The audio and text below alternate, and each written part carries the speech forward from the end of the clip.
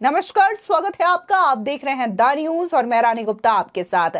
इस वक्त की बड़ी खबर सामने आ रही है संभल हिंसा को लेकर के। दरअसल आपको बता दें कि अब संभल हिंसा के दोषियों यानी कि दंगाइयों से सार्वजनिक संपत्ति का जो नुकसान हुआ है उसकी भरपाई की जाएगी। जी हां, ये बड़ा बयान दिया गया है संभल के एसपी कृष्ण कुमार बिश्नोई की ओर से। आपको बता दें कि सोशल मीडिया पर वो इस दौरान काफी ज्यादा वायरल हो रहे हैं। उन्हें संभल का सिंघम टैग दिया जा रहा है। इस बीच उनका यह कहना है कि जितनी भी सार्वजनिक संपत्ति का नुकसान हुआ है उसकी भरपाई कोई और नहीं करेगा, बल्कि उन्हीं दंगाइयों से इनकी वसूली की जाएगी, भरपाई की जाएगी जिन्होंने सार्वजनिक संपत्ति को नुकसान पहुंचाया और तोड़फोड़ की है।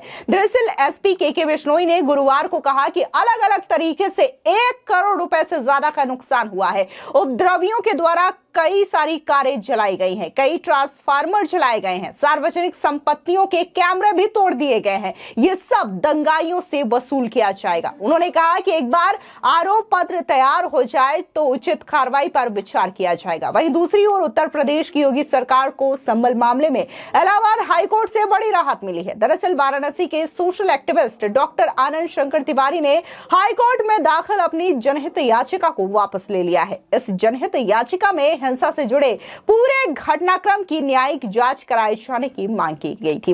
वहीं दूसरी ओर अगर हम संभल के एसपी के बिश्नोई की बात करें तो उन्होंने साफ तौर से यह कहा है कि 24 नवंबर की घटना के मामले में अब तक 34 लोगों को गिरफ्तार किया गया है। जल्दी हम बाकी लोगों को भी गिरफ्तार कर लेंगे। तकरीबन 83 लोगों के नाम प्रकाश में आ चुके हैं। हमारे पास लगभग 400 लोगों से अधिक की तस्वीरें हैं। मैं उन सभी से अपील करता हूं कि जो इस घटना में शामिल थे वे पुलिस के सामने सरेंडर कर दे। हमारे पास सभी फुटेज है, इसलिए आपको कबूल करने के लिए पुलिस स्टेशन आना चाहिए। साक्ष्यों के आधार पर पुलिस उनके खिलाफ कार्रवाई करेगी। और क्या कुछ संभल के एसपी ने कहा इन दंगाइयों को लेकर के और संभल हिंसा की कार्रवाई को लेकर के, आप भी सुनिए। जनपद में जो पहले जनपद लेवल की जो पीस कमेटी थी, उस पीस कमेटी को भंग करके एक जनपद के जो माननीय हैं, चुनिंदा लोग हैं, जिनकी लोगों में पहुंच है, लोगों से बात करते हैं, इन्फ्लुएंसर्स है, उन लोगों की एक कमेटी है, वो नई बनाई गई है, जिसकी आज बैठक 3 बजे से है।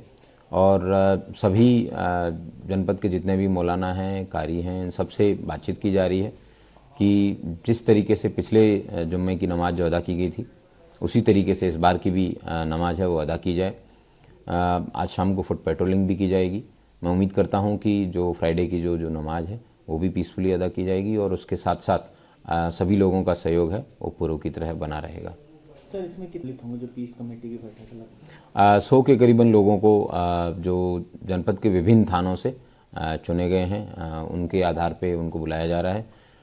और जो 24 तारीख का इंसिडेंट हुआ था उसमें अभी तक 34 लोग गिरफ्तार किए जा चुके हैं और अन्य लोगों की भी धरपकड़ जारी है। जल्दी बाकी लोगों को भी गिरफ्तार करके जेल भेजा जाएगा। 83 लोग हैं, उनके नाम जो है प्रकाश में ऑलरेडी आ चुके हैं और 400 के करीबन लोग हैं जिनके फोटोज़ हैं वो यूनिक तरीके से आइडेंटिफाई किए जा चुके हैं। Thank you. सर, कल आपके आसपास के क्षेत्र में फ्लैग मार्च भी निकाला जहाँ कुछ लोगों से भी आपने बात किया, कहा कि जो भी लोग हैं जो शामिल थे खुद सरेंडर कर दें, अन्यथा पुलिस की द्वारा सख्त कार्रवाई की गई। सभी लोगों से अपील की जा रही है कि उन लोगों को पता है जिन लोगों ने इस घटना में पार्टिसिपेट किया है, सबके फुटेज हमारे पास हैं, तो बेहतर ये है कि बजाय कि पुलिस को इतनी मेहनत करनी पड़े, आप स्वयं थाने पे आके बता दें कि मेरे द्वारा ये घटना कारित की गई थी और भविष्य में मैं इस तरीके की घटना नहीं कारित करूंगा। तो कम से कम आके बताएं अपनी बात और पुलिस एविडेंस के आधार पे उनके खिलाफ जो है वो कार्रवाई सुनिश्चित करेगी। Thank you. सर, कल है और जुम्मे की नमाज भी शुक्रवार भी है। कई साल पहले 1991 में बाबरी मस्जिद ध्वंस भी इसी दिन हुआ था। इन सब चीज़ों को ध्यान में रखते हुए क्या कुछ अतिरिक्त सुरक्षा के इंतजाम भी किए गए हैं कल? जनपद संभल में ऑलरेडी हमारे पास एक आरएएफ की कंपनी और 9 अन्य पीएसी और आरआरएफ की कंपनीज हैं। सुरक्षा की दृष्टि से चप्पे चप्पे पर पुलिस फोर्स मौजूद है और कोई भी व्यक्ति है वो कानून को हाथ में लेने का प्रयास नहीं करेगा, ऐसी मेरी उम्मीद है।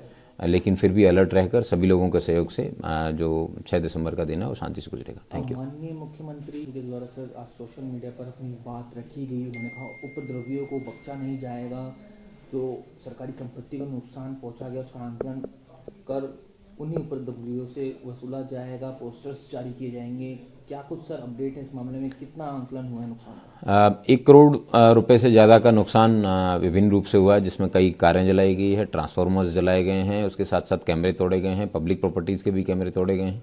तो इन सब की वसूली जो है वो बिल्कुल उन्हीं उपद्रवियों से की जानी है। उन सभी उपद्रवियों को आइडेंटिफाई किया जा रहा है और जिनके द्वारा ये तोड़ा गया है, कुछ लोग जेल गए हैं, वो लोग भी इसमें सम्मिलित होंगे। और जब एक बार पूरे मामले का चार्जशीट के आसपास जब रेडी हो जाएगा तब इसमें कार्रवाई करेंगे। पोस्टर चिपकाने की प्रक्रिया भी शुरू हुई थी? उस पर भी विचार किया जा रहा है। Thank you. इसके अलावा अगर हम इलाहाबाद हाईकोर्ट में जो याचिका दायर की गई थी तो उसकी बात करें तो जनहित याचिका दाखिल होने के कुछ दिन बाद ही यूपी सरकार ने मामले में न्यायिक जांच के आदेश दे दिए थे। न्यायिक आयोग ने 3 दिन पहले ही संभल पहुंचकर अपनी जांच शुरू भी कर दी है। जनहित याचिका औचित्यहीन हो जाने की वजह से हाईकोर्ट ने अब इस मामले में किसी तरीके का दखल देने से इनकार कर दिया है। मामले की सुनवाई कर रही हाईकोर्ट की डिविजनल बेंच ने याचिकाकर्ता को यह छूट दी है कि अगर वो न्यायिक आयोग की रिपोर्ट से संतुष्ट ना हो तो बाद में नई याचिका दाखिल कर सकते हैं। अदालत ने आज की सुनवाई के दौरान कहा कि न्यायिक आयोग ने काम शुरू कर दिया है, याचिकाकर्ता की मांग पहले ही मंजूर हो गई है। ऐसे में अब इस जनहित याचिका का कोई औचित्य नहीं रह गया है। अदालत की सलाह पर याचिकाकर्ता ने अपने पीआईएल को वापस ले लिया है। याचिकाकर्ता की ओर से आज होने वाली सुनवाई में सीनियर एडवोकेट इमरान उल्ला और विनीत विक्रम कोर्ट में पेश हुए। जस्टिस अश्विनी मिश्र और जस्टिस गौतम चौधरी की डिवीजन बेंच ने मामले की सुनवाई की है। बता दें कि संभल हिंसा से जुड़ी दूसरी जनहित याचिका पर इलाहाबाद हाईकोर्ट में सुनवाई नहीं हो सकी। दिल्ली की संस्था association of protection of civil rights की जनहित याचिका पर आज चीफ जस्टिस कोर्ट में सुनवाई होनी थी। तकनीकी कारणों की वजह से आज ये मामला जो है वो सुनवाई नहीं हो सका और इस मामले की सुनवाई अब कल नई बेंच में होगी। इसके अलावा महाराष्ट्र की संस्था हजरत ख्वाजा गरीब नवाज ट्रस्ट की जनहित याचिका पर भी कल सुनवाई होने की उम्मीद है। इलाहाबाद हाईकोर्ट से आज संभल मामले में दखल नहीं दिए जाने से यूपी सरकार को बड़ी राहत मिली है और खासकर अगर हम संभल हिंसा की बात करें तो लगातार योगी सरकार और उत्तर प्रदेश की पुलिस की ओर से ताबड़तोड़ एक्शन देखने को मिल रहे हैं। जहां पर जो संभल के एसपी हैं के विश्नोई, उन्होंने साफ तौर से कहा है कि दंगाइयों से एक एक पैसे की वसूली की जाएगी जो कि सार्वजनिक संपत्ति को नुकसान पहुंचाया गया। तो वहीं दूसरी ओर अगर हम राज्य के मुख्यमंत्री योगी आदित्यनाथ की बात करें तो उन्होंने भी अधिकारियों की एक मीटिंग में यह सख्त निर्देश दे रखा है कि किसी भी दंगाइयों को बख्शा नहीं जाएगा। इन तमाम दंगाइयों के पोस्टर्स लगाए जाएं और एक एक पैसे की वसूली की जाए। यानी कि मुख्यमंत्री योगी आदित्यनाथ ने भी यह निर्देश दिया और अब एसपी के विश्नोई का बयान भी सामने आता है जो स्पष्ट तौर से यही कह रहे हैं कि दंगाइयों से पैसे वसूले जाएंगे जिन्होंने इन संपत्ति को नुकसान पहुंचाया। इतना ही नहीं, एसपी ने तो बकायदा यह सख्त निर्देश भी दे दिया है कि जो आरोपी खुद आकर के सरेंडर करना चाहता है वो सरेंडर कर भी सकता है। फिलहाल इस पूरी खबर पर आपकी क्या राय है कमेंट सेक्शन में जरूर बताएं। धन्यवाद।